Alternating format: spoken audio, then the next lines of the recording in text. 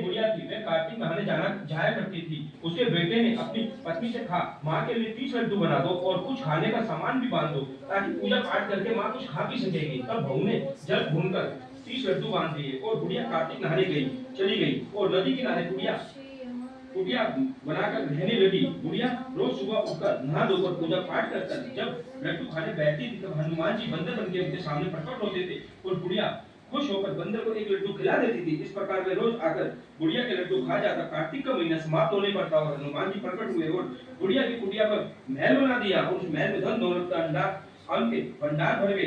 गुड़िया निरोगी हो गई और वह बहुत धूमधाम से अपने बेटे के पास आई और धन दौलत लेकर गई। तब वह बहू कहने लगी, अगले कार्तिक में भी अपनी माँ को नहलाऊंगी। आया कार्तिक का महीना, उसने खूब सारा घी मेवा डालकर लड्डू बना दिए और अपनी माँ को 30 लड्डू बांध दिए और आते हैं उसके सामने प्रकट होते हैं। क्या कहते हैं?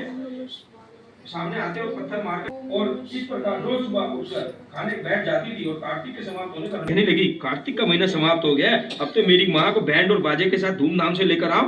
तो जब वह अपनी सास को लेने नदी के किनारे गया तो वहां देखता है ना तो सास है ना ही कुटिया है। कुटिया की जगह कचड़े का ढेर है और उस ढेर पर बुढ़िया सूरनी बनकर घूम रही है। तब हनुमान जी प्रकट होते हैं। कहा, बेटा, तुम्हारी माँ ने सच से कार्तिक नहाया था, पूजा पाठ करी थी, इसलिए तुम्हारी माँ पर कार्तिक देवता बरसे और बुढ़िया पापी मन से थी, इसलिए कार्तिक महीने में बेटी के घर का अन्न खाया, इसलिए कार्तिक देवता इस पर रुष्ट हो गए हैं और यह सूरनी बन गई है। कार्तिक देवता जैसे माँ पर वैसे हर किसी पे बरसी हो। कार्तिक देवता महाराज की जय। घर का तो एक पानी की बूंद है ना, भी बहुत भारी है बेटी का।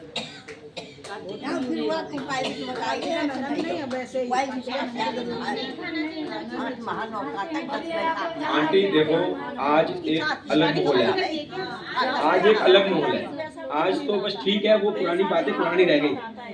हाँ, इसलिए अब उल्टा सिस्टम है। अरे मुझे बढ़कर है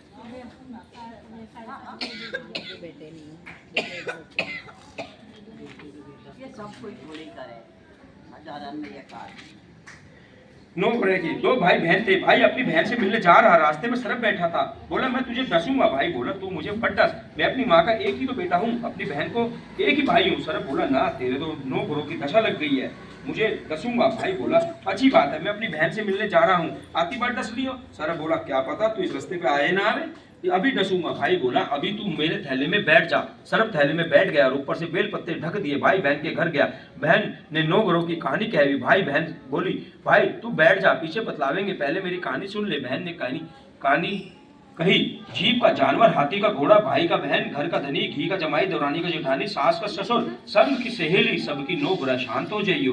ग्रह चाले 8 पग, बंदा चाले 4 पग, बिच्छू भवरे सब आग में जल जाइयो। कहानी कहकर खड़ी हुई, भाई से बोली, भाई थैले में क्या लेकर आया है? ए बहन, कुछ नहीं लेके आया।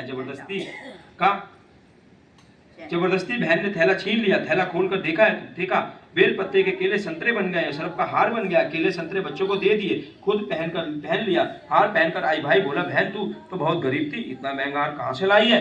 भाई, मैं तो जब भी गरीब थी आज भी गरीब हूँ, मेरा हार लाया नहीं हूँ।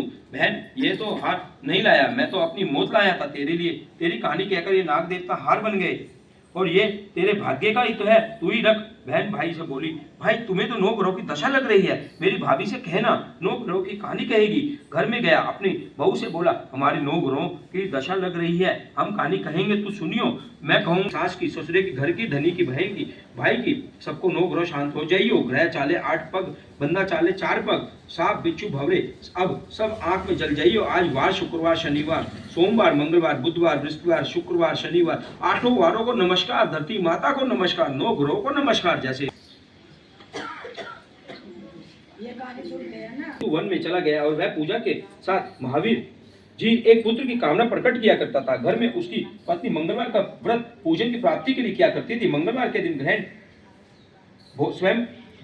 दिन व्रत के अंत में भोजन बनाकर हनुमान जी को भोग लगाने के बाद स्वयं भोजन ग्रहण करती थी। एक बार कोई व्रत आ गया जिससे कारण ब्राह्मणी भोजन न बना सकी और तब हनुमान जी का भोग न भी न लगाया। अपने मन में ऐसा प्रण कर पाकर ब्राह्मणी अति प्रसन्न हुई। ब्राह्मणी ने बालक का नाम मंगल रखा। कुछ समय पश्चात ब्राह्मण वन में लौटकर आया। प्रसन्नचित्त सुंदर बालक घर में क्रीड़ा करते हुए देख वह ब्राह्मण पत्नी से बोला, यह बालक कौन है? पत्नी ने कहा, मंगलवार के व्रत से प्रसन्न हो हनुमान जी ने दर्शन दे मुझे बालक दिया है। पत्नी की बात छल से भरी जान उसे सोचा ये उल्टा व्याभिचारिणी अपनी रुष्टता छिपाने के लिए बात बना रही है। एक दिन उसका पति कुएं पर पानी भरने गया और पत्नी ने कहा मंगल को साथ लेके जाए। वह मंगल को साथ लेके गया और उसको कुएं में डालकर वापस पानी भरकर आया तो पत्नी ने पूछा कि मंगल कहाँ है। तभी मंगल मुस्कुराता हुआ आता है और उसको देखकर ब्राह्मण आश्चर्यचकित रहता। रात्रि में उसके पति ने हनुमान जी के सपन में कहा यह बालक मैंने दिया है, तुम पत्नी को उल्टा क्यों कहते हो। पति यह जानकर हर्षित हुआ और फिर पत्नी मंगल का व्रत अपने जीवन आनंद पूर्वक व्यतीत करने लगे। जो मनुष्य मंगलवार व्रत को कथा को पढ़ता या सुनता और नियम से व्रत रखता है उसके हनुमान जी की कृपा से सब कुछ दूर होके सर्व सुख प्राप्त होते हैं। बोल हनुमान जी महाराज की जय। 4 बजे मिट जावेगी, 5वें में तरी दी और तुलसी का पत्ता छोड़ देगी। मनचाहा भोजन जावेगा, 88,000 ऋषियों को जिमावेंगे, आए हुए अतिथियों को जिमावेंगे, 5 पतियों को जिमावेंगे। पीछे आम जीव के तरी माच कर धर देगी। अच्छी बात है भगवान